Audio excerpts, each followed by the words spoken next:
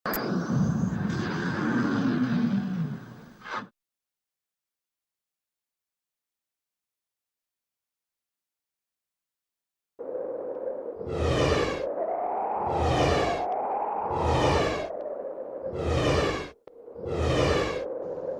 الله الرحمن الرحيم.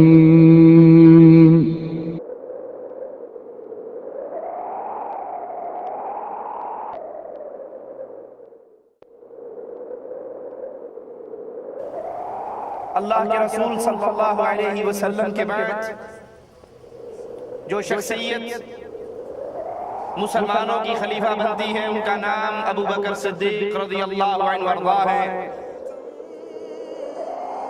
ابو بکر صدیق رضی اللہ عنہ وارضا کی سیرت اسلام کے لیے آپ کی خدمات دشمن خان کے دہانے پر پہنچ گئے۔ آقا اگر یہ دشمن اپنے قدموں کی طرف دیکھیں گے تو ہمیں غار میں بیٹھے ہوئے دیکھیں گے، ہم پر ان کی نظر پڑ جائے گی۔ رسول کریم صلی اللہ علیہ وسلم نے جواب میں کیا کہا؟ ابو بکر لا تحزن ان اللہ معنا۔ ابو بکر غم کیوں کرتا ہے؟ اللہ تیرے بھی ساتھ ہے، اللہ تیرے بھی ساتھ ہے۔ یہ نہیں کہا ان اللہ معی، اللہ میرے بجنود لم تروها وجعل كلمة الذين كفروا السفلى وكلمة الله هي العليا والله عزيز حكيم۔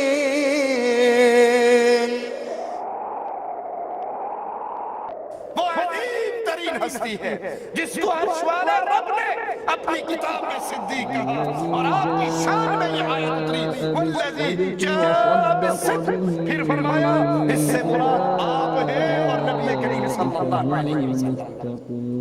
وفات سے پہلے فرمایا مجھے اللہ کے نبی علیہ السلام کے پہلو میں دفن کرنا۔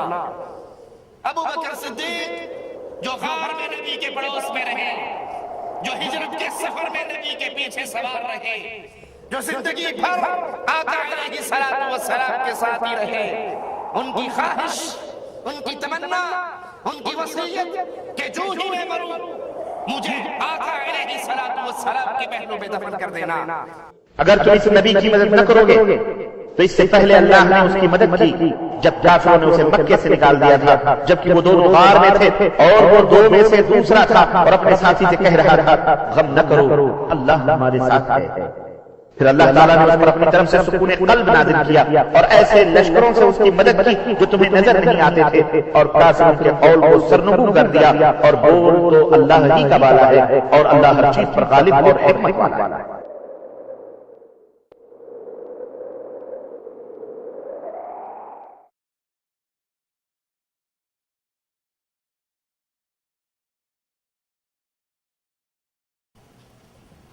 ان الحمد للہ نحمده ونصلي على رسوله الكريم۔ اعوذ باللہ من الشیطان الرجیم، بسم اللہ الرحمن الرحیم۔ قل هو اللہ احد اللہ الصمد لم یلد ولم یولد ولم یکن له کفوا احد۔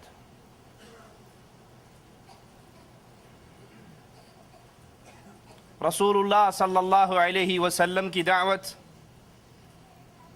لا الہ الا اللہ کا پیغام جو تمام عرب میں پھیلا، اور یہ دعوت پھیلتے پھیلتے روم اور فارس کے دروازوں پہ دستک دیتی ہے۔ اللہ کے رسول صلی اللہ علیہ وسلم کے بعد جو شخصیت مسلمانوں کی خلیفہ بنتی ہے ان کا نام ابو بکر صدیق رضی اللہ عنہ وارضا ہے۔ اللہ کے نبی علیہ السلام کی وفات کے بعد فتنوں کا دروازہ کھلتا ہے، کچھ مرتد ہو جاتے ہیں، کچھ زکوٰۃ کا انکار کرتے ہیں، مسلمانوں کے اندر بے چینی اور پریشانی کا دورہ ہے۔ لیکن ابو بکر صدیق رضی اللہ عنہ وارضا وہ عظیم ہستی اللہ کے نبی علیہ السلام کے بعد اس امت کے معاملات کو چلانے والی وہ عظیم ذات کمر بستہ ہو کر اپنے گھر سے نکلتے ہیں، اعلان جہاد کرتے ہیں، اسامہ کے لشکر کو روانہ کرتے ہیں، زکوٰۃ کا انکار کرنے والوں کے خلاف خالد ابن ولید کو بھیجتے ہیں۔ وہ پریشانی، وہ غم کا دور ٹل جاتا ہے، اور ابو بکر صدیق رضی اللہ عنہ وارضاہ کے جذبہ ایمانی اور جذبہ جہاد اور لا الہ الا اللہ کی دعوت کو تھامنے کے فوائد نظر آتے ہیں۔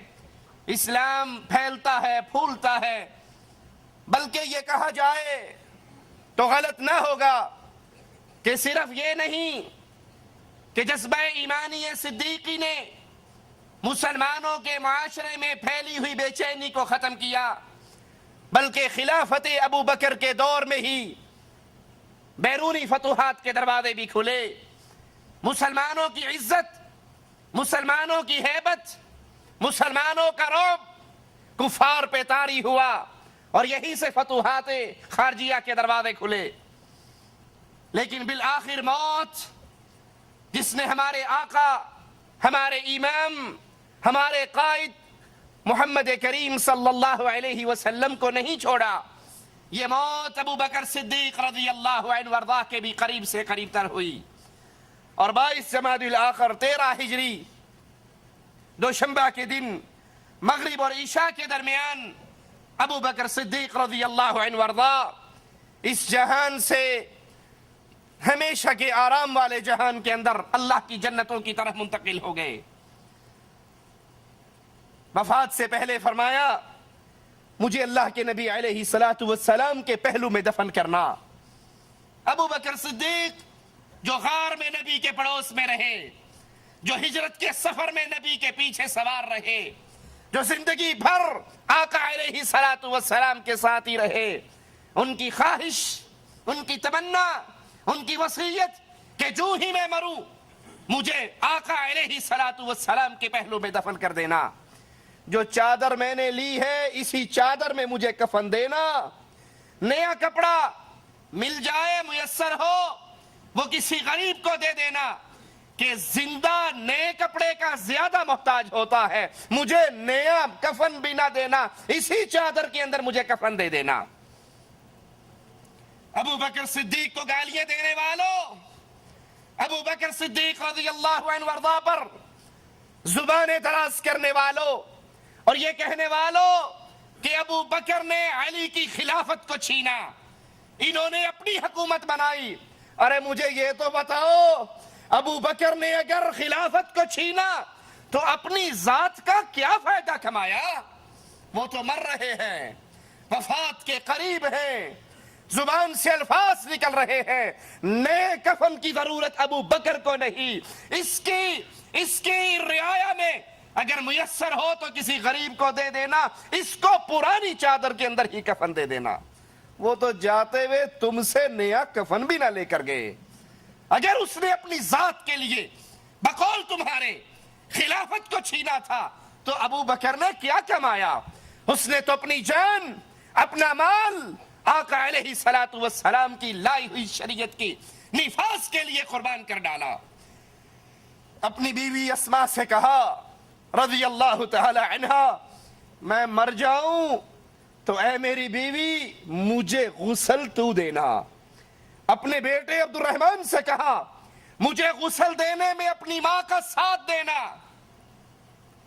سناؤ انڈیا پاکستان کے مولویوں کو یہ بات سناؤ، ابو بکر کیا کہہ رہے ہیں، اپنی بیوی کو کیا سمجھا رہے ہیں؟ میرے مرنے پہ میرا غسل تم نے کروانا ہے۔ ہمارے ہاں مولویوں نے شریعت ہی نہیں بنا لی ہے، وہ کہتے ہیں ادھر بندہ مرتا ہے، بیوی مرتی ہے، ادھر اس کا منہ دیکھنا بھی حرام ہو جاتا ہے۔ یہ مسئلہ آپ نے سنا یا نہ سنا؟ مرتے ہی میاں بیوی کا تعلق ٹوٹ جاتا ہے، خاوند اپنی بیوی کا چہرہ نہیں دیکھ سکتا، بیوی اپنے خاوند کا چہرہ نہیں دیکھ سکتی۔ یہ مولویوں نے اپنے پیٹ کی جہنم بھرنے کے لیے بنایا ہے، کیونکہ انہیں پتا ہے اگر لوگوں کو غسل ان کی بیویوں نے دینا شروع کر دیا، ہماری دال روٹی کہاں سے چلے گی؟ ہمیں وہ مرنے کے بعد جو میت کی چارپائی، میت کے بستر، میت کے جوتے، میت کے کپڑے اس مردہ خور مولوی کو ملتے ہیں، پھر وہ ہمیں نہیں ملیں گے۔ مسئلہ ہی بنا دو کہ مرنے کے بعد خاوند اپنی بیوی کے چہرے کو نہیں دیکھ سکتا، بیوی اپنے خاوند کے منہ کو نہیں دیکھ سکتی۔ اور یہاں صدیق اکبر ابو بکر رضی اللہ عنہ وارضا اپنی بیوی اسماء سے کہہ رہے ہیں میں مر جاؤں تو مجھے غسل تو دینا، اے میرے بیٹے عبد الرحمن اپنی ماں کا ساتھ دینا۔ اپنے مال میں سے 5واں حصہ ابو بکر صدیق رضی اللہ عنہ وارضا نے خیرات کرنے کی وصیت کی، اور پھر فرمایا خلافت کی ابتدا سے اس وقت تک سنو ذرا صدیق کائنات کی بات کو، ان پہ تہمتیں لگانے والوں، زبانیں دراز کرنے والوں، گالیاں دینے والوں، ان پر طنز کرنے والوں، ابو بکر مرتے ہوئے کیا کہہ رہے ہیں؟ اے میری آل اولاد، میں نے ابتدائے خلافت سے لے کر آج تک بطور خلیفہ مسلمانوں کے بیت المال سے جتنا پیسہ لیا ہے وہ سارا میرے مال میں سے واپس کر دو۔ ابو بکر رضی اللہ عنہ وارضا خلافت کا بوجھ سنبھالنے کے بعد گھر کے معاملات کو چلانے کے لیے کپڑے کے تاجر تھے، کپڑا لے کر بازار میں بیچنے کے لیے نکلے۔ عمر بن خطاب نے کہا امیر المومنین یہ کیا کر رہے ہو؟ کہا میں نے اپنے گھر کا روزگار بھی تو چلانا ہے۔ کہا اگر آپ ان امور میں مشغول ہو جاؤ گے مسلمانوں کے نظام حکومت کون چلائے گا؟ آپ اپنے لیے بیت المال سے وظیفہ مقرر کر لو۔ اور وفات کے وقت کہا وہ وظیفہ جو ابتدائے خلافت سے لے کر آج تک ابو بکر لیتا رہا، آج میرے مال میں سے